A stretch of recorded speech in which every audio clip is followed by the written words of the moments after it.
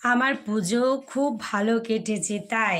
সত্যিই তাই, পুজো ভালো কাটলেই ভালো। আর আমাকে একটা এই মানিক বন্ধু বলে আমাকে কিছুক্ষণ আগে একটা কমেন্ট করেছিল যে, "তোমার কেন মনটা খারাপ?" আমি সত্যি কথা বলতে মানিক বন্ধুকে বললাম, "জানেন না, পুজো তো চলে গেছে, ওই জন্য আমার একটু মনটা খারাপ হয়ে গেছে।" তার কারণ বাঙালি উৎসব হচ্ছে ৪ দিন দুর্গাপুজো।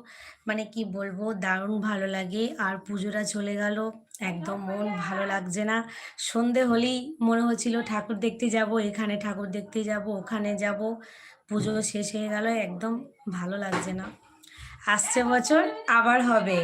৩৬৫ দিনের জন্য কিন্তু আমরা আবার অপেক্ষা হয়ে রইলাম। আমরা সকল বন্ধুরা ৩৬৫ দিনের জন্য কিন্তু আমরা মানে আবার মায়ের জন্য অপেক্ষা রইলাম, তাই না?